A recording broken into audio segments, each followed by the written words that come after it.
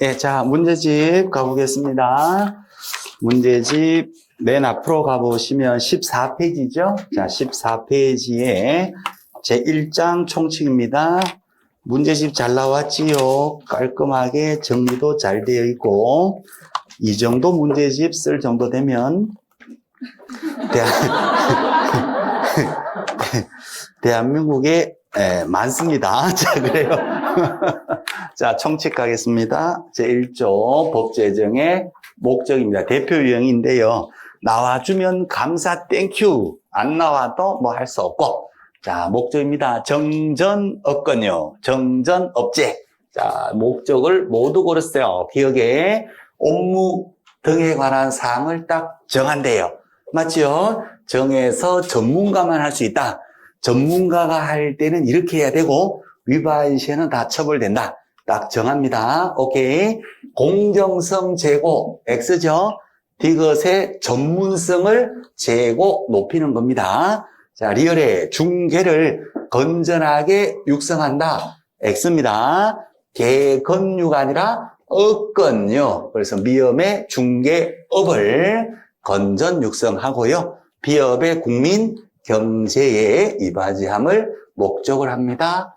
옳은 것 모두 찾으세요. 정답은 기역, 디귿, 미음, 비읍 4번 나오겠네요. 그죠? 4번이 정답 되겠어요. 자, 목적 기본적으로 보시는 거고요. 오른쪽으로 갑니다. 오른쪽에 맨 위에 1번 문제가 있어요. 재정 목적으로 규정된 것이 아닌 것을 찾으래요. 1번에 국민 경제 이바지 O, 2번에 정한다 O, 3번에 전문성을 높인다 O, 4번에 업건유, 정전은 업건유 O, 5번에 건전투명 거래질서 확립 X, 건투거래, 건전투명 거래질서 확립은 부동산 거래 신고법의 재정 목적입니다. 건투하자 그래라. 부동산 거래 신고법 목적이니까 정답 5번 되겠어요. 자, 밑에 2번 갈까요? 공인중개사법의 성격과 관련된 설명이다. 틀린 것을 찾아라 했거든요. 자, 1번 민법과 상법하고 비교했을 때에는 더 특별한 우리 중개상인에게 적용되는 특별법이다. 오케이, 맞아요. 편안하게 보시면 됩니다. 이 부분은. 자, 2번요. 부동산 중개와 관련해서는 가장 기본적으로 적용되는 기본법입니다. 맞아요. 변호사에게 변호사법이 있듯이 우리 공인중개사에 관련해서 부동산 중개와 관련해서 가장 기본적으로 적용되는 기본법인데, 다만 민법하고 상법하고 비교를 했을 때는 대한민국 백성 모두보다 더 특별한 중개상인에게 적용되는 법이니까 특별법이고, 대한민국 모든 상인보다는 더 특별한 부동산 중개업을 하는 중개상인에게 적용되는 법이니까 상법하고 비교했을 때에도 더 특별한 경우에 특별한 사람에게 적용되는 특별법이다. 이제 그렇게 되는 겁니다. 오케이. 자, 3번요. 외국에 소재하는 부동산에 대한 국제중개는 이 법이 적용되지 아니하다. 오케이. 자, 중개사법은 국내법이거든요. 한국 안에서만 적용이 되는 겁니다. 외국 물건까지 중개하는 국제중개에는 적용되지가 않습니다. 자, 거꾸로 얘기하면 미국에서 자격증을 땄어요. 미국 공인중개사는 한국에서는 공인중개사로 인정을 받는다, 못 받는다? 못 받습니다. 우리는 국내법이니까 국내에서 자격증을 취득해야 이 법에 따른 공인중개사로 인정을 해줘요. 나이스. 예, 그래. 그래서 국제중개는 적용되지 아니한다. 오케이. 4번. 중개법은 공법적인 요소와 사법적인 요소를 모두 가지고 있다. 그렇죠? 공법은 국가가 국민을 규율하고 규제하고 위반시 처벌을 해요. 그럼 우리 중개사법도 처벌 규정이 있다, 없다? 있다. 법을 위반하게 되면 다 처벌돼요. 그 다음에 사적인 영역도 있습니다. 의뢰인하고 개공 사이의 중개계약은 중개계약의 자유. 일반 중개계약을 체결해도 되고 전속 중개계약을 체결해도 되고 중개 의뢰가 들어옵니다. 청약에 대해서 반드시 승낙을 해야 될 의무가 있다 없다? 없어. 사적 자치 영역이에요. 그래서 사법적인 요소도 갖고 있어요. 순수한 공법도 아니고 순수한 사법도 아니고 공법과 사법이 혼재돼서 섞여져 있는 중간 영역에 있다 해서 이것을 뭐라고 한다? 중간법이다. 같은 말로 사회법이다. 이렇게 얘기합니다. 오케이. 자, 우리가 11월 달하고 1월 달에 들었던 얘기예요. 7월 달이니까 한 번만 더 보시면 되는 거예요. 오케이. 자, 5번 갑니다. 시험에 여러 번 나왔던 지문입니다. 개공이가 보수를 받지 않고 행한 중개행위는 이 법상의 규율 대상이 아니다. X. 규율 대상 맞습니다. 복비를 안 받고 중개하더라도 거래계약서, 계약서 써줘야 된다? 안 써줘도 된다? 써줘야 됩니다. 안 써주면은 업무 정지. 복비 안 받고 중개하더라도 물건 설명 제대로 해야 됩니까? 제대로 해야 돼요. 잘못 설명해서 사고 났다면 이 법에 따른 손해배상 책임 진다 안 진다? 진다 이렇게 돼요. 오케이. 확인 설명서도 작성적으로 해야 되는 거거든요. 안 해주면은 업무 정지. 그래서 복비를 받지 않고 중개하더라도 법에 따라 제대로 해야 되고 위반하게 되면 다 처벌됩니다. 규율 대상이다. 이다. 아니다 했으니까 X. 5번이 틀렸네요. 나이스. 자, 넘어갑니다. 자, 별거 없었어요. 자, 그 다음 페이지에 가시면 대표 유형이 나옵니다. 제2조 용어의 정의, 시험은 뭐 반드시 나오는 것인데, 오케이. 옳은 것을 찾았어. 1번. 보조는 공인중개사가 아닌 자로서, 오케이. 개공에 소속이 되어 있다. 오케이. 중개 업무를 수행하는 자를 말한다. X. 중개 업무 수행이 안 돼요. 그렇죠. 현장 안내 일반 서무 같은 개공의 중개 업무와 관련된 단순한 업무를 보조만 합니다. 자, 2번. 공인중개사는 이 법에 의한 자격을 취득하고 중개업을 영위하는 자를 말한다. X죠. 장롱 면허이어야 되잖아요. 그래서 자격을 취득한 자, 여기서 끝나야 되는 거예요. 자격을 취득한 자를 말하는 것이고 중개업을 영위하는 자를 말한다. X. 자격을 취득한 자. 이 자의증 가지고 등록해서 중개업을 한다. 그러면 용어가 바뀝니다. 개업 공인중개사로. 취직해서 중개사무소 직원으로 일을 해요. 그럼 용어가 바뀌어요. 소속 공인중개사.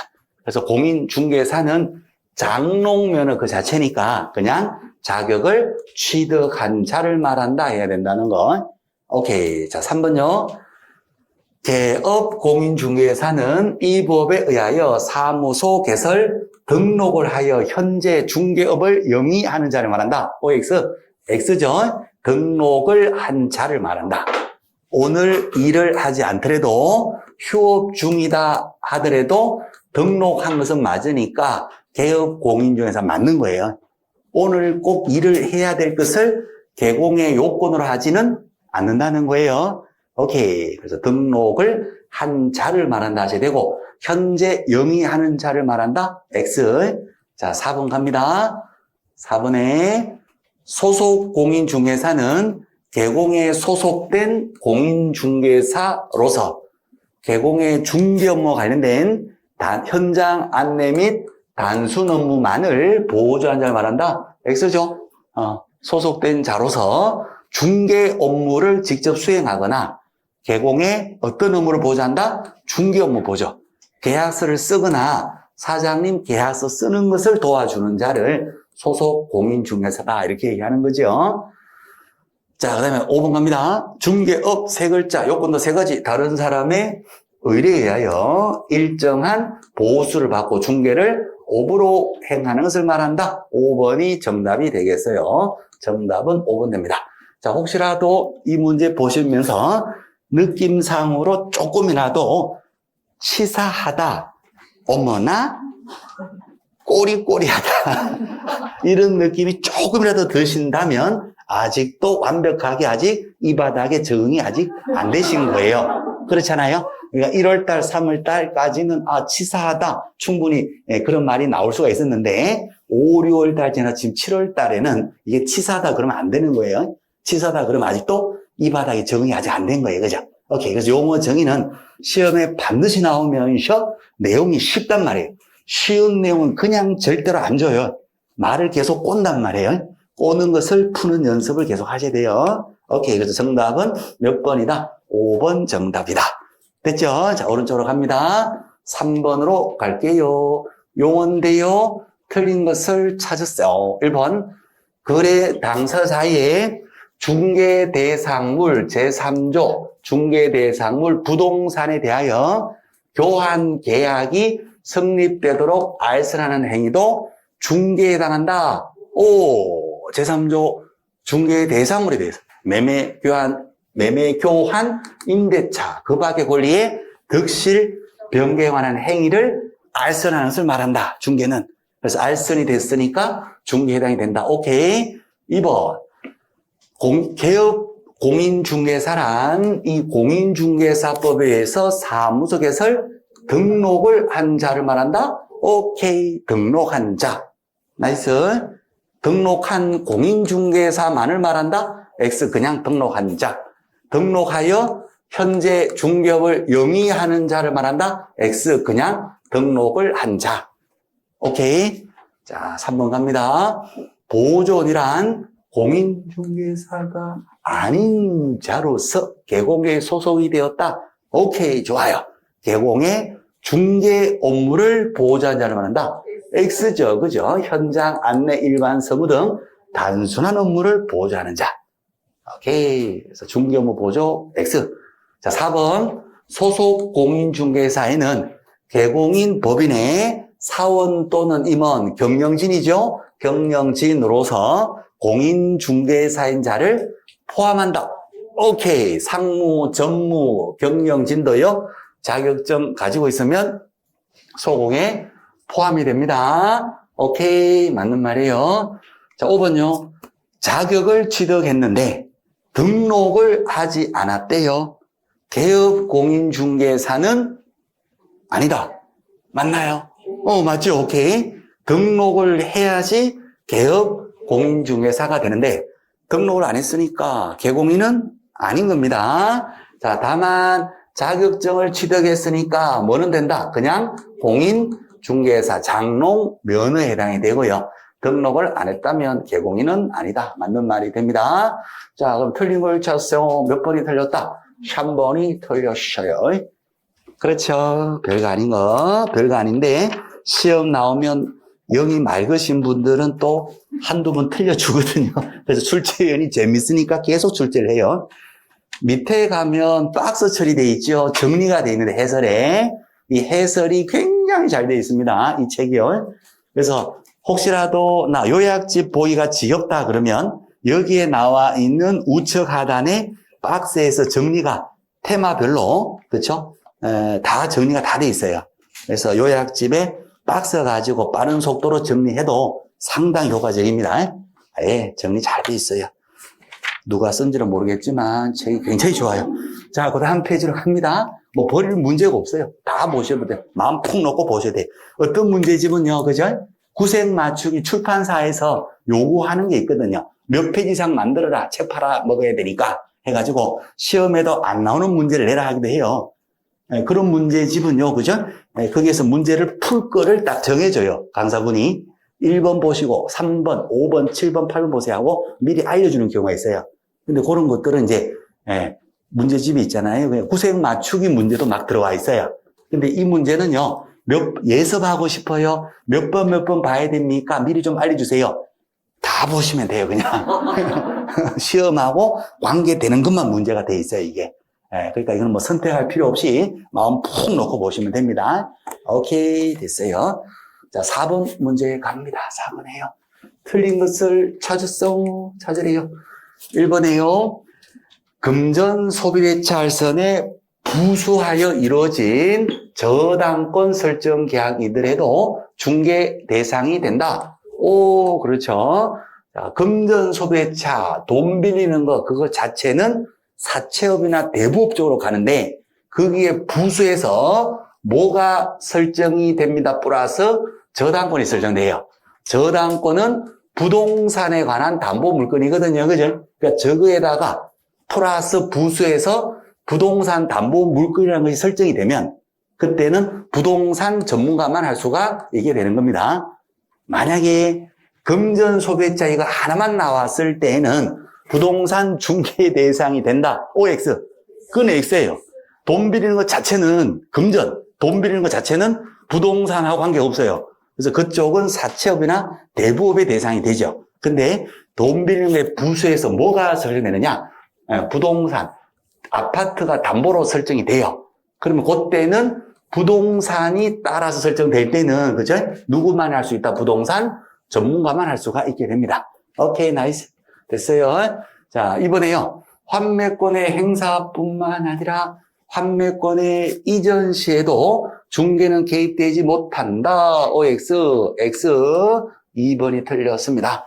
자, 환매권의 행사 자체는 중개 대상이 되지가 않아요. 그런데 환매권도 이전, 양도될 때에는 그 양도 이전되는 그 거래는 중개할 수가 있습니다. 그렇죠? 아이고, 쉬워라. 자, 그래요. 그래서 개입되지 못한다. X예요. 환매권이 뭡니까? 라고 물어본다면 민법에서 다 공부하셨잖아요. 하고 저는 넘어가고 싶어요.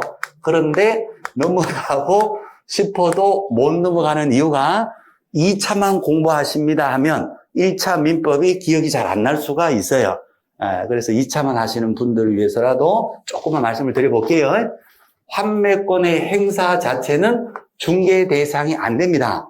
중개 개입 여지가 있다 없다 없어. 그런데 환매권이 거래를 통해서 이전될 때는 요 거래 자체는 중개 대상이 된다 이렇게 되고요. 환매권이 뭐예요? 라고 물어본다면 환매는요 매매계약과 동시에 이루어진대요. 민법에서 매매하고 동시에 계약이 체결되어야 환매라고 하고요. 환매계약. 물건을 팔고 난 다음에 다시 내가 물건을 가져올게요. 동시에 하지 않았다면 그것을 재매매의 예약이다라고 민법에서는 두 개를 구별을 합니다. 동시에 이루어지는 것이 뭐다? 환매계약이고 다른 시기에 이루어집니다. 그것은 재매매하기로 예약하는 거예요. 그래요. 자, 예를 들어서 가비가요. 쉬운 거예요. 가비가요. 아파트를 팔아요. 아파트를. 10억에 이 아파트를 파는데 왜 파느냐? 돈이 급한 거예요. 사업을 하는데 돈 10억이 급해요. 마련할 수 있는 방법이 없어. 가지고 있는 아버지한테 유산으로 받은 이 아파트 하나밖에 없는 거예요. 그럼 어떻게 됩니까? 이거를 은행 가서 저당자하고 돈 빌리면 10억짜리 아파트 저당자하고 돈 빌리면 10억을 못 빌립니다. 그게 어떻게 되는가? 10억이 꼭 필요하다. 일단은 팔아야 돼요. 그래서 을에게 팔면서 조건을 걸어요. 환매 조건을 걸어요. 있잖아요. 을아, 내가 이거를 돈이 급하니까 10억에 팔기는 파는데 몇 년 이내에? 5년 이내에. 왜 이렇게 까불지? 죄송합니다. 자, 재미가 있어가지고. 자, 그래서 5년 내에 맞습니다. 5년, 부동산 5년, 동산은 3년이거든요. 환매권 행사 기간이에요. 민법에서 공부하시는 거거든요. 그래서 5년 내에 있잖아. 내가 다시 돈 돌려주면 너는 아파트 나한테 돌려줘야 된다? 요거를 조건으로 해서 내가 팔 거요. 이렇게 얘기합니다. 그러면 요 매매에 대한 매수인은 뭔 얘기요? 나는 싫어라. 그러면 이게 계약이 안 되는 거예요. 그런데 요 매수 쪽에서 그래? 현장에 가니까 아파트가 폭등하고 있는데 물건이 딱 하나가 있는데 환매 조건부 매매계약을 하재요. 어쩔 수 없이 물건이 없으니까 그래 오케이 이거라도 그러면 내가 사겠다 하고 환매계약과 매매계약을 동시에 이렇게 계약을 하는 거예요. 그럼 만약에 이렇게 동시에 했다면 매수 쪽에서는 아파트 가격이 지금 계속 폭등하고 있어요. 가격이 올라가고 있어요. 그 매수인 쪽에서는 어떻게 합니까? 5년 내에 얘가 환매권 행사하지 않기를 새벽마다 기도 나가는 거예요. 새벽 기도 가야 돼요. 5년만 잘 무사히 보내면 환매 기간이 끝나거든요. 그러면 이제 완벽하게 얘가 뭐 한다? 그렇죠. 완벽하게 환매권이 이제 없어지니까 5년 지나면 없어지니까 완벽하게 자기 마음대로 처분도 할 수도 있고 이렇게 돼 있죠. 그죠? 나이스 브라보. 예, 그 얘기예요. 그래서 어쩔 수 없이 을 쪽에서는 환매 조건부 매매를 하는 경우도 있을 수도 있는 겁니다. 그러면 이렇게 해서 환매권을 조건으로 해서 매매했을 때 넘겨요. 그럼 환매권을 등기도 할 수 있나요? 등기도 할 수 있어요. 등기가 되면 제3자에게 뭐도 생긴다? 대항력도 생겨요. 요때 등기는 본등기예요? 부기등기예요? 부기등기를 하는 거예요. 부기등기로. 예, 그렇게. 예, 그렇게. 자, 그렇게 해서 이제 나중에 5년 내에 돈 10억 갖다 주고 매매 비용, 추가 비용 주면 다시 돌려갈 수 있다. 이렇게 됩니다. 오케이. 여기 민법에서 말하는 환매다. 이제 그 말이에요. 자, 그러면요. 환매권을 얘가 행사를 해요. 행사할 때는 우리 부동산 사무소에 나온다, 안 나온다? 안 나와요. 이미 이걸 전제로 해서 다 계약을 하고 등기까지 다 했단 말이에요. 그래서 환매권을 행사하는 것은 일방적 의사표시로 형성권이거든요. 일방적 의사표시로 갑이 을한테 야 10억 여기 있다. 그리고 비용 여기 있다 하고 돈 줘버리면 환매권 행사가 되는 거예요. 나이스. 그러니까 행사 자체는 중개 개입 여지가 없어요. 자, 그런데 이 갑이가요 5년 내에 10억 갖다 주면 다시 갖고 올 수 있는데 지금 5년이 다 돼가요. 다 돼가는데 아파트 값이 지금요 얼마로 올라와 버렸냐? 30으로 올라와 버렸어요. 그런데 돈 10억 주면 지금 현재 시세 30억짜리를 환매해서 다시 가져올 수 있는데 돈 10억을 못 만든 거예요. 10억이 없는 거예요. 그러면 5년 지나버리면 환매권이 없어지니까 현재 30억짜리를 10억에 살 수 있는 권리가 없어지니까 아깝죠? 이것을 다른 사람 병에게 환매권을 처분해서 팔아먹을 수가 있다 없다? 있다. 얼마의 환매권을 팔아먹을까요? 30억 시세를 10억 주면 갖고 올 수 있는 환매권이니까 20억은 못 받을 거고 10억만 합시다. 그래서 이 환매권 자체를 10억에 이걸 팔아요. 병한테. 그럼 병이 이걸 산다고 가정하게 되면 병이요 환매 등기까지 돼 있으니까 제3자 그 누군가에 다 알려져 있단 말이에요. 환매권을 갑한테 10억 주고 산대. 사가지고 이 을한테는 얼마 주면 가져올 수 있다? 10억 주면 가져올 수 있죠. 시세가 30억인데 합의 병은 얼마에 이 아파트를 취득하게 돼요? 20억에 취득해서 이게 돼요. 그렇잖아요. 그러니까 환매권도 팔아먹고 거래할 수 있다 없다? 거래할 수 있어요. 그 환매권이 이전될 때 그 거래 계약은 중개할 수 있다 없다? 있다. 자, 갑이 그죠? 부동산 사무소 나와가지고 있잖아요. 시세 30억짜리 10억에 살 수 있는 환매권을 제가 팔려고 하는데 어디 환매권 살 사람이 있으면 소개시켜줘요. 오케이, 된다니까요. 환매권 사실 분 광고 때리면 30억짜리 10억에 살 수 있는 권리가 나왔어요. 환매권 얼마에 10억에 나왔어요. 합의 20억 주면 살 수 있어요. 환매권 요거요. 거래 가능하고 중개 가능하다 안 하다 가능하다 이렇게 돼요. 오케이, 나이스. 자, 간단하게 환매권의 행사 자체는 중개 대상이 안 되는데 거래 통해서 환매권을 이전할 때에는 중개 대상이 된다 안 된다? 된다. 자, 똑같은 논리인데 보세요. 유치권은 민법 320조 법률의 규정이거든요. 자, 그럼 유치권이 성립될 때는 중개 대상이 된다 안 된다? 안 됩니다. 유치권도 거래를 통해서 이전이 될 때는 중개 대상이 된다 안 된다? 된다. 그렇죠? 공사대금 채권 있다 가정해봐요. 자, 공사대금 다 했어요. 공사대금 채권인데 이 집을 공사한 사람인데 건물 주인이 공사대금 1억인데 이 돈을 안 주는 거예요.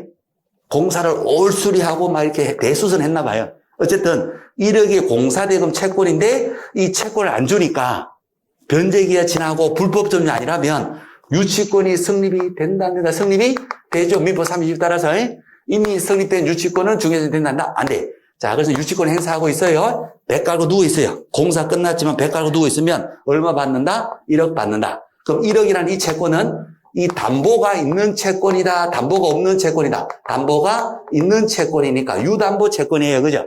유담보 채권을 민법에서 뭐라고 한다? 피담보 채권을 해요. 담보가 붙어 있는 채권이에요. 무담보가 아니라 유담보. 피담보 채권이나 유담보 채권은 같은 말이에요. 그래서 요 1억 원 채권을 다 받을 때까지 이 건물을 계속 뭐 한다? 유치하고 점유하고 인도를 거절할 수 있는 권리가 뭐다? 유치권. 배 깔고 누워 있는 거야. 언제까지 배 깔고 누워 있어요? 1억 원 다 받을 때까지. 건물 주인이 5천만 원 줄 테니까 몸을 반만 빼주라. 빼준다 안 빼준다? 안 빼줘. 불가분성. 1억을 다 받을 때까지는 몸을 안 빼주는 거예요. 오케이. 자, 그럼 언제까지 배 깔고 누워있어요? 그쵸, 1억 다 받을 때까지. 그 언제까지? 1억 다 받을 때까지. 그럼 언제 줘요? 몰라요. 배는 아파오고 장판하고 배하고 붙으는 가는데 건물 주인이 1억을 끝까지 안 줘. 그러면 어떡한다? 이 사람은 공사업자니까 언제까지 배 깔고 누울 수 없죠. 이것을 이 지위 자체를 다른 사람 A에게 거래를 통해서 이전 팔아먹을 수도 있다 없다? 있다. 그러면 A가 이걸 산다면 피담보 채권의 수반에서 유치권이라는 담보물건 따라오는 거예요. 그죠? 이것만 살까요? 이거 다 살까요? 이 지위 자체를 다 사는 거예요. 다 사서 이제 A가 이 유치권 행사하는 자의 지위를 사서 들어가서 백화로 누워 있어. 그러면 건물주인이 얼마 준다? 1억 주죠. 1억 받고 나와요. 그럼 유치권 이거 살 때 1억 다 주고 살까요? 그냥 5천만 원 정도만 주고 살까요? 5천만 원 정도 주면 5천만 원 정도만 주고 사겠죠? 전문용어로 얘는 5천원으로 받고 나가는 거예요. 전문용어로 깡을 놓는다. 할인한다. 이렇게 표현해요. 오케이. 깡. 자, 빨리 할게요. 다 돼가요. 야, 저거 왜 저렇게 열심히 하지? 이제 7월달에 한번 해서야 돼요. 한번 해야 이제 9월, 10월까지 기억이 나거든요. 어쨌건. 그래서, 자, 그래서요. 그래서 요거 자체를 만약에 A가 요 지위를 5천 주고 사요. 사가지고 여기 들어가 있으면 건물주인이 얼마 준다? 1억 줘요. 1억 받고 나오면 얘가 얼마를 번다? 5천 벌자네. 유치권 장사. 이거 현실적으로 이 거래가 이루어진다, 안 이루어진다? 이루어집니다. 네, 머리 짧으신 분들이 이거 많이 해요. 오케이, 한다니까요. 자, 그러면 요 이전될 때 피담보 채권의 수반에서 유치권이 거래 통해서 이전될 때는 부동산 사무소에 얘가 물건을 의뢰할 수 있다, 없다? 있는 겁니다. 그래서 거래를 통해 이전되는 것은 중개 대상이 된다, 안 된다? 된다. 지금 논리가 지금 다 똑같은 거예요. 그죠? 그래서요, 요거 환매권 자체를 행사하는 것은 중개 대상이 안 되지만 환매권이 거래를 통해서 이전되는 거, 유치권의 성립 자체는 중개 대상이 안 되지만 유치권이 거래 통해서 이전되는 것은 뭐가 된다? 중개 대상이 된다. 나이스, 됐어요. 오케이, 브라보, 따보. 자, 그러면요, 바로 나오네. 이런 우연의 일치가 3번에 바로 나옵니다. 자, 그래서 2번 질문 다시 보면, 환매권의 행사뿐만 아니라, 별개도 환매권 이전에도 개입되지 못한다. X. 이전은 개입할 수가 있다. 그래서 2번이 X가 돼요. 뒷부분이 X가 돼요, 이게. 이전은 중개대상이 됩니다. 자, 3번 질문. 공사대금 채권에 관련해서 유치권의 성립에는 중개대상이 될 수가 없어요. 콤만. 근데 공사대금 채권하고 유치권하고 같이 뭐가 된다? 함께 이전, 양도, 채권과 함께 이전이 되는 것은 중개대상이 될 수도 있다. 오케이, 나이스, 브라보, 땡큐. 그래서 유치권의 이전은 중개대상이 된다. 자, 그다음 4번요. 판결이나 상속은 법률의 규정이거든요. 중개대상이 된다, 안 된다? 안 된다. 개입될 수가 없다. 4번 다 맞고요. 5번에 법정지상권의 이전입니까? 성립입니까? 성립 그 자체예요. 법의 규정에 따라서 성립된 거니까 성립 자체는 개입 여지가 없다. 중개 대상이 될 수가 없다. 다만 법정지상권도 거래를 통해서 이전할 수가 있잖아요. 지상권이니까. 지상권 이전할 때는 이전 자체, 이 거래 자체는 중개 대상이 된다, 안 된다? 된다. 나이스. 오케이, 됐어요. 법정지상권의 성립은 중개대상이 안 되는데 법정지상권도 뭐가 될 때? 이전. 거래 통해서 이전될 때는 중개대상이 된다. 논리가 다 똑같은 거예요. 논리 자체가. 나이스, 브라보, 됐어요. 그래서 틀린 것은 환매 2번이 X가 되겠습니다. 요 4번 문제 헷갈리지 마시고 꼭 반복해서 보시고 5번 문제 갑니다. 자, 5번에 요 중개업 용어 정의입니다. 옳은 것을 찾으래요. 1번 부동산 중개는 상사 중개다. X. 민간인 대상의 민사 중개라는 거예요. 민사 중개. 상사 중개는 상인을 대상으로 한다. 그 말인데 굳이 상인만 대상으로 할 필요 없어요. 일반 민간인들 대상으로 해서 부동산은 중개하시면 되는 겁니다. 그래서 부동산 중개는 민사 중개. 자, 2번 지문입니다. 반복이나 계속성, 영업성 없이 단 한 번, 꼴랑 한 번 건물 매매 중개하고 보수받은 경우 중개를 업으로 한 것으로 본다. X죠. 꼴랑 한 번 한 거니까 계속 반복성이 없어요. 그래서 업으로 한 것은 아니에요. 중개한 것은 맞아요. 중개는 한 건 맞는데 중개를 오보로 한 것은 아니다. 자, 3번요. 사무소 등록하지 않은 자가 다른 사람의 의뢰에 의하여 일정한 보수를 받고 중개를 오보로 합니다. 중개업에 해당하지 않는다. X에 해당이 되는 겁니다. 자, 중개업이 되려면 세 가지 조건이에요. 다른 사람의 뭐다? 의뢰. 받아주세요. 사주세요. 의뢰에 의해서 일정한 보수를 받고 중개를 오보로 했으니까 중개업을 한 거예요. 해당을 합니다. 하지 않는다 해서. 자, 앞부분에 등록을 했다, 안 했다 하는 것은 중개업이냐, 아니냐, 이 판단할 때 고려를 한다, 안 한다? 안 합니다. 등록했다, 안 했다 하는 것은 고려 대상 자체가 아니에요. 중개업이다, 아니다 하는 것은 세 개만 갖고 판단하는 거예요. 의뢰받고, 복비받고, 중개를 오보로 했다면 중개업을 한 거예요. 나이스. 다만 이제 내용으로 봤을 때는 무등록인 자가 중개업을 한 거니까 이 3번 지문은 어떻게 된다? 처벌이 돼요. 무등록 중개업이니까 3년 3천원 처벌된다는 거예요. 하지만 세 가지 요건 다 갖췄으니까 중개업에 해당이 되는 거예요. 나이스, 브라보. 됐지요? 자, 오케이. 자, 일단 이거 한번 해볼게요. 자, 일단 뒤에가 계속 나오거든요. 뒷부분이 계속 나오니까 계속 하다 보면 물론 이제 다 자연스럽게 정리가 되시겠지만 미리 한번 정리해보면요. 미리 이제 스트레스 받으실까봐 미리 정리할게요. 한 번만 들어보세요. 중개업이다, 아니다 하는 것은 딱 세 가지만 가지고 판단합니다. 중개업이다 하게 되면 의뢰받고 보수받고 중개를 업을 하는 거예요. 그죠? 자, 이거 어떨까요? 이거 어떨까요? 성형수술을 해요. 성형수술을 합니다. 한 번만 들어보세요. 요 사람이 성형을 하는데 어떻게 성형합니까 했더니 쌍꺼풀을 올려요. 눈을 키웁니다. 이렇게 눈도 키우고 이쁘게. 그 다음에 턱도 좀 깎아야 돼. 이렇게 돌려 깎기. 턱도 이렇게 싹 돌려 깎고 눈도 키우고 쌍꺼풀도 올리고 이런 식으로 이제 성형을 해요. 성형하려면 병원 가야 돼. 병원. 성형 왜 갑니까? 제가 병원 가요? 정식으로 허가받은 병원 가서 할 수도 있죠. 성형했죠? 오케이. 자, 그런데 무허가로 병원 아니라 누가 잘 돌려 깎는데 과일 가게 가요? 과일 가게 가니까 잘 돌려 깎는 사람이 있대. 이 과일 팔다가 또 성형도 한대. 성형. 그럼 과일 가게에서 성형한 것은 맞아요, 아니에요? 성형한 것은 맞죠? 또 누가 또 성형 잘하냐 그랬더니 정육점 아저씨가 너무 심하나? 자, 미장원 할게요. 미용실 원장님도 성형 잘한대. 미용실 원장님도 눈도 쌍꺼풀도 올리고 돌려도 깎고 막 한대요. 자, 그러면 병원 가서도 성형한 건 맞나요? 맞고, 미용실이나 과일 가게에서도 성형한 거는 맞잖아요. 성형했다 안 했다 판단하는 것은 눈을 올렸다 턱을 돌렸다 이걸 갖고 판단하는 것이지 어디서 누가 있냐는 고려하지 않잖아요. 자, 근데 성형한 것은 맞아요. 성형한 것은 맞는데 병원에서 했다면 아무 문제가 없는데 무허가로 무면으로 했다면 얘들은 의료법 위반으로 처벌될 거예요. 맞지요? 그 논리가 똑같은 거예요. 그러니까 성형했다 안 했다 하는 것은 누가 했다를 따지지 않고 돌려 깎았다 눈을 올렸다 이것만 갖고 판단하는 거예요. 그럼 중개업이다 아니다 하는 것은 뭐만 갖고 판단한다는 거예요? 의뢰받고 보수받고 뭘 했다 중개를 오버레드 이것만 갖고 판단하는 거예요. 이것을 개공이가 했다면 잘한 것이고 무등록 불법보라가 했다면 한 것은 맞지만 얘는 뭐가 된다? 처벌되는 거예요. 나이스. 그래서 미리 이제 요거 하나 정리한 겁니다. 자, 그러면 이제 안 헷갈리죠, 이제는.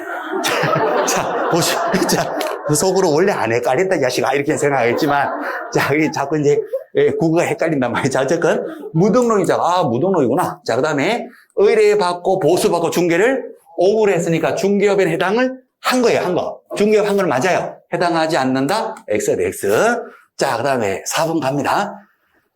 다른 사람의 의뢰에 의하여 일정한 보수를 받고 중개를 컨설팅에 부수해서 중개를 오보를 했다면 중개업에 해당한다. OX. O죠. 중개업에 해당되는 거예요. 맞아요. 4번 O. 맞는 거예요. 정답은 4번. 자, 다만 이제 내용상으로는 컨설팅만 하는 입만 갖고 있는 자가 무등록으로 중개업을 했다. 그 말이거든요. 얘는 처벌돼요. 어떻게? 3년 3천원 처벌됩니다. 하지만 중개업을 한 것은 맞아요. 의뢰받고 보수받고 여기에서 업을 했으니까 중개업에 해당되는 건 맞아요. 정답은 4번이 정답이 돼요. 자, 그 다음에 5번 갑니다. 보조원이란 공인중개사가 아닌 자로서 개공에 소속되어 대상으로 현장 안내 좋은데 확인, 설명 의무를 부담하는 자를 말한다. 이건 X죠, 그죠? 일반 현장 안내, 일반 서무 등 개공의 중개 업무 관련된 단순 업무를 보조한 자를 말한다 하셔야 돼요. 단순 업무 보조. 설명 의무 부담한다. X. 자, 정답 몇 번? 4번 정답 되겠어요. 자, 됐습니다. 6번 문제 갑니다. 중개 틀린 것을 찾았어요. 자, 1번 지문입니다. 중개 행위 자체는 행위에다가 똥을 왜 치실까요? 중개 행위는 거래 당사자 간의 매매 같은 이 법률 행위가 용이하게 성립할 수 있도록 조력하고 도와주는 사실행위다. OX. 오, 맞는 말이죠. 자, 시험에서 예전에 나오기를 중개계약, 일반 전속 중개계약은 법률행위다. OX. 자, 쏙지 마시고 내용이 쉬울수록 말장난이 들어온다니까요. 중개계약은 법률행위다. OX. 중개행위. 자, 중개행위. 중개활동 행위 자체는 단순한 사실행위에 불과하다. OX. 자, 두 개 구별하는 겁니다. 활동 자체는 사실행위에 불과한데, 중개 주세요. 청약. 알겠습니다. 제가 중개 드릴게요. 승낙. 의사표시 합치로 시를되는 중개 계약은 뭐다? 법률 행위에 들어갑니다. 그래서 중개 계약이냐, 중개 행위냐 구별하는 겁니다. 오케이, 나이스. 자, 그래서 여기에는 중개 행위니까 단순한 사실행위에 불과하다 이렇게 되겠어요. 매장물 발견하거나 유실물 습득하거나 민법에서 순수, 그러니까 사실행위가 있고 혼합 사실행위도 있죠, 그죠? 예, 현실적으로는 혼합 사실행위 쪽인데 거기까지 시험에 안 나와요. 그러니까 중개 행위 자체는 뭐다? 그냥 사실행위에 불과하다. 자, 2번 갑니다. 유치권은 피담보 채권과 목적물의 점유를 함께 이전할 때, 유치권을 이전할 때 이전 가능하고 중개 대상이 된다. 유치권의 이전. 3번, 그 밖의 권리에는 부동산 담보, 전환 같은 것도 포함된다. 오케이, 맞는 말. 4번, 중개 행위냐 아니냐. 판단은 누가 합니다? 판사가 해요. 판사가. 그래서 중개 행위 여부는 진정으로 중개하는 의사를 갖고 있으냐 하는 주관적 의사에 의해서 결정된다. X예요. 4번 X. 중개냐 아니냐는 것은 판사가 판단해요. 그래서 객관적으로 판단한다 이렇게 됩니다. 자, 우리 요약집 있어요. 그죠? 요약집에 잠깐 가보실게요. 네, 한 번만 가주세요. 자, 요약집에 몇 페이지를 가시냐 하면 30조 손해배상으로 가는데 30조가 어디에 나옵니까 하면 101페이지에 나와요. 101. 자, 101페이지 한번 보실게요. 101에 가시면 맨 밑에 30조 법조문이 나옵니다. 개업공인중개사가 중개행위를 하면서 그 중개행위에 동글뱅이 빵 쳐져 있어요. 그죠? 중개행위 하다가 고의과실로 사고 쳤다. 배상할 책임이 있다. 이 항에 타인에게 중개행위의 장소로 정해서 사고 났다. 배상할 책임이 있다. 밑에 3항의 개공인은 언제까지 업무 개시 전까지 배상 책임을 위해서 보험공제 공탁이 된다. 그럼 보험공제 공탁은 어떤 행위하다가 사고 난 것만 책임진다. 중개 행위하다가 즉 중개 사고에 대해서만 책임지는데 그 다음 페이지 102, 102에 가시면 판례가 쭉 나와요. 중개 사고인지 중개 행위인지 누가 판단한다? 판사. 그래서 1번 판례가 중개 행위는 객관적으로 판단한다. 판사가 판단하는 거예요. 넷째 줄에 주관적 의사에서 결정할 것이 아니다. 판사가 판단한다. 2번, 3번 판례 두 개 묶으셨네요. 판사가 판단할 때 중개 사고냐, 즉 중개 행위로 인한 사고냐 하는 것은 중개 알선 그 자체만 중개로 보는 것이 아니라 중개와 관련성 있는 거, 업무 관련성 있는 것도 다 뭘로 본다? 중개행위로 봐요. 심지어 뭐까지 잔금 횡령하는 것뿐만 아니라 오른쪽 페이지에 맨 위에 5번 판례 뭐까지를 경매 알선까지도 중개 행위로 봐요. 그래서 경매 알선하다가 사고 나면 경매 사고입니까? 중개 사고입니까? 중개 사고예요. 중개 사고니까 중개업의 보증기관에서도 같이 책임을 져야 된다 하는 그 판례입니다. 그렇죠?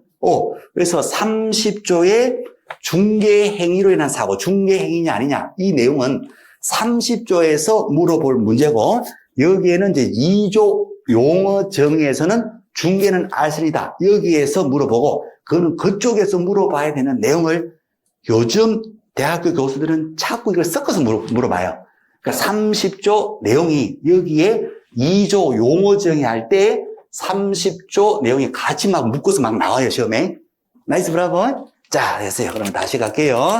4번 질문에 중개 행위로 인한 사고냐 아니냐 하는 것은 주관적 의사에 따라 결정되는 것이 아니라 객관적으로 판사가 판단하더라. 오케이. 됐어요. 그럼 4번은 X가 됩니다. 5번요.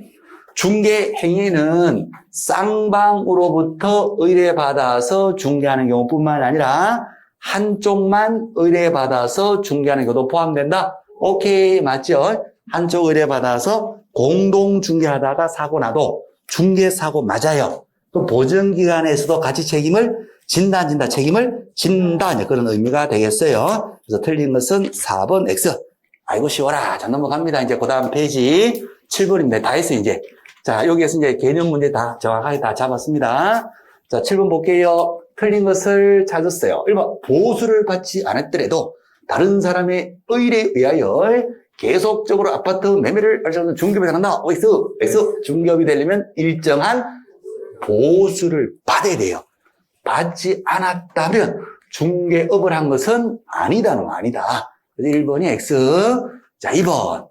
다른 사람의 의뢰에 의하여 일정한 보수를 받고 오로지 토지만의 중개를 업으로 한 경우 중개업에 해당한다. OX.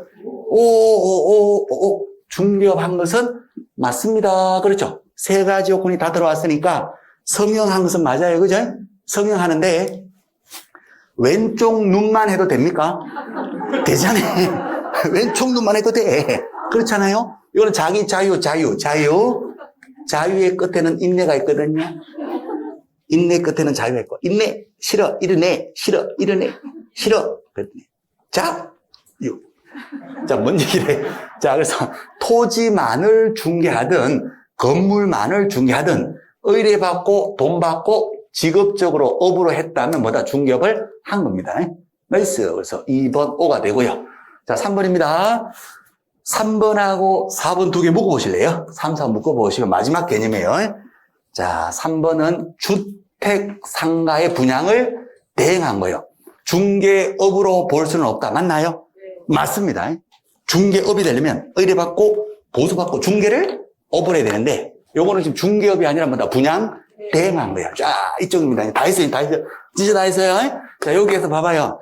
중개라는 거 하고 중개업은 같다 다르다? 다르다. 중개업은 본업이에요, 본업. 자, 근데 여기다 하나 더 해서 중개업이냐, 그 다음에 겸업이냐, 요 구별이에요. 중개업은 본업인데, 본업. 중개업을 하는 개공이가 본업만 합니까? 다른 것을 겸해도 됩니까? 되지요, 겸해도 되지요. 법인 개공은 몇 조만 한다? 14조. 개인 사업자는 14조에다가 능력껏 하는 거예요, 개인은. 다만 부칙 개공은 14조 중에서 뭐 하나를 못한다? 경매, 공매, 알선대리 하나를 못하는 거고 나머지는 다 하죠. 거기다가 또 능력껏 한다 이렇게 돼요. 이 겸업이에요. 겸업. 겸업에서 시험 문제 제일 많이 나오는 것이 분양 대행하고 뭐다? 권리금 알선이에요. 자, 우리 복비할 때 중개업을 하고 받는 복비. 자, 여기서 이제 정리하는 거예요. 중개업을 하고 받는 복비는 뭐다? 중개보수. 중개보수는 한도가 있다 없다? 한도가 있어. 0.9%를 어쨌든 초과할 수 없는 구조잖아요. 근데 겸업하고 받는 분양 대행료라든가 권리금 알선료는 겸업하고 받는 겸업보수인데 겸업보수는 제한이 있다 없다? 제한이 없어. 이쪽은 무제한이란 말이에요. 그래서 요 세 개의 개념을 한꺼번에 한 문제로 다 물어볼 수도 있어요. 중개만 한 것인지 중개를 업으로 한 것인지, 중개업을 한 것인지, 겸업을 한 것인지, 요 세 개예요. 와, 이제 7월 달이니까 이게 되는 거예요. 그렇잖아요. 이게 3월 달이나 5월 달 했다 그러면 집에 갈 때 머리가 깨져 있어. 피가 나. 어머나, 열심히 했는데 땀이 나 있는데 피가 나네. 머리 깨져버렸네. 이렇게 되는데, 지금 7월 달이니까 기본 개념 다 알고 있으니까 이제는 비교만 하시면 되는 거예요, 이제. 그렇잖아요. 자, 그럼 다시 갈게요, 이제. 아싸리요. 자. 자, 다시 가시면 여기에서 하고자 하는 얘기가 뭡니까? 중개한 것이 아니라 분양을 대행을 했대. 그러면 중개업, 본업이라고는 볼 수가 없어. 이거 맞는 거예요. 오케이. 본업이 아니라 뭐다? 하나 써보실래요? 뭐라고요? 겸업이에요, 겸업. 부업으로 겸해서 하는 겸업이더라. 이렇게 되는 거예요. 나이스, 땡큐. 자, 4번도 마찬가지, 4번도. 자, 4번도 마찬가지. 유무형 재산적 가치 양도일의 이른바 권리금 수수하도록 알선했대. 권리금 알선. 중개 대상물 부동산이 아니잖아요. 권리금은. 자, 이것은 중개에 해당되지 않는다. 오케이, 맞아요. 이것도 뭐다? 겸업이에요, 겸업. 중개가 아니라 겸업이에요. 그래서 권리금 알선 요는 0.9% 중개 보수 제한을 받는다, 안 받는다? 안 받는다. 권리금 알선료는 그럼 몇 프로까지 받는다? 무제한 받는다. 나이스.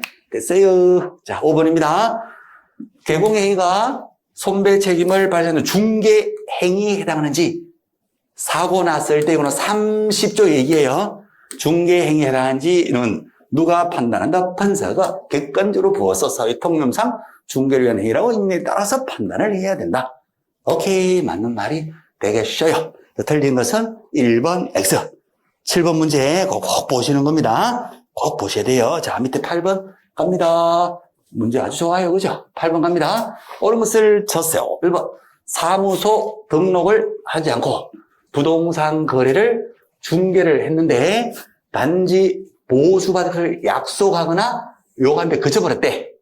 무등록으로 중개업을 한 것이 아니라 중개까지만 한 거예요. 중개업에 해당한다고 X죠. 복비를 받지 않았으니까 중개를 한 것은 맞지만 업으로 한 것은 아니다. 자, 2번요. 법인인 개공이가 일반인 대상으로 부동산 컨설팅하고 보수받은 경우 중개업에 해당된다. X. 본업이 아니라, 그쵸? 컨설팅, 겸업입니다. 겸업. 그죠? 부동산 이용 개발 거래에 관한 상담. 일반인 대상으로 컨설팅 할 수도 있죠. 경영 기법 정보 제공 14조에 나오는 것은 누구 대상? 개업 공인중개 대상으로 경영 기법 정보 제공이고, 이거는 컨설팅이거든요. 일반인 대상으로 하는 거거든요. 그래서 이것을 겸업으로 할 수가 있는 거예요. 법인 사업자 14조만 하는데 이 14조에 들어와 있단 말이에요. 그래서 중개업을 한 것이 아니라 뭐다? 겸업을 한 거예요. 중개업에 해당한다. X. 자, 3번요. 의뢰인이 개공행위에 보수를 지급하지 않는 경우라도 개공의 고의과실로 중개사고가 발생이 되면 배상 책임을 진다? 판례죠, 판례. 그죠? 복비를 안 받고 중개도 사고 나면 돈 물어 줘야 된다는 거. 오케이, 3번 O. 정답은 3번 되겠어요. 샤브네요. 보수에 관한 언급이 없다면 보수 받을 수 없다. X. 나중에 거래가 되면 받을 수가 있습니다. 자, 5번입니다. 경매, 대상, 부동산의 권리 분석 및 취득의 알선. 어디에다가 동그라미 칠까요? 알선. 경매 물건 이런 게 있어요 하고 소개하고 알선만 했어요. 입찰은 의뢰인 지가 가서 한 거예요. 그럼 개공인은 대리한 거다, 알선만 한 거다. 알선만 한 거예요. 중개한 거예요, 중개. 자, 중개법의 배상 책임 1항에 중개에 해당하지 않는다. X. 사고 나면 중개 사고에 해당이 되는 겁니다. 오케이. 그래서 경매, 알선은 중개에 해당이 된다. 나이스. 네, 됐어요. 자, 그래서 옳은 거 정답 3번 정답 됩니다. 오른쪽 갑니다. 9번 문제로 갈게요. 9번까지 보셨다 합시다. 자, 9번입니다. 중개업 틀린 것을 찾았어요. 1번. 개공이가 다른 개공 대상으로 경영정보 제공하고 보수받은 것은 중개업에 해당되지 않는다. 오, 아이고, 재밌어라. 중개업이 아니라 뭐다? 겸업이다, 겸업. 그렇죠. 경영, 기법, 정보제공. 부업으로 겸해서 하는 겸업이더라. 중개업에 해당하지 않는다. 자, 이봐. 중개업으로 인정받기 위해서 부동산 중개업이면 계속 반복적 영업회의가 있어야 된다. 자, 성분, 쌍방으로부터 의뢰받아야 되는 것이고, 일방한테 의뢰받아서 공동중개하고 뭐 이런 것들은 중개 업무에 포함되지 않는다. X 3번이 틀렸네요. 한쪽만 의뢰받아도 공동중개할 수가 있어요. 자, 4번 시험 늘 나오는 거 이중 샤무쇼 절등치, 샹등치 등록이 취소될 수 있다. 자, 5번 또 나오네요. 금전소비자 돈 빌리는데 아파트 담보를 제필해. 그래서 저당권 설정해줬어요. 이것을 알선하는 것도 중개당한다. 오케이. 부동산 하는 권리의 득실 변경 알선이니까 부동산 중개에 해당이 된다. 그러면 틀린 거 3번 X 됐어요. 자, 여기까지가 이제 용어 정의 관련 내용입니다. 자, 정리 간단하게 하면 용어 정의 그 자체, 2조, 법조문 그 자체 하고, 그 다음에 내용으로는 이제 중개하고 중개업 구별하는 거. 또 하나 더 보태서 중개업하고 겸업을 구별하는 거예요. 그죠? 그 세 개 구별이 되시면 돼요.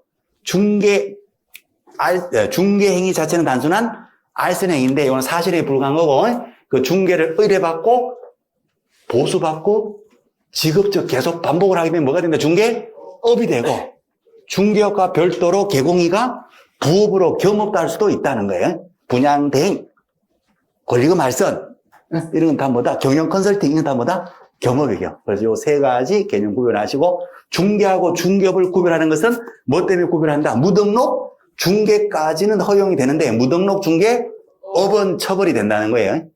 나이스. 됐어요. 요거 예입니다. 요걸 갖고 이제 시험 문제 꼭 출제가 되는 거예요. 요거 이제 헷갈리니까 이제 그렇게 조금 자세히 본 거고, 그 다음에 중개 대상물인데 쉬었다 할 텐데, 중개 대상물은 간단합니다. 해당이 된다는데 그게 다예요. 자, 쉬었다가 볼게요. 오케이.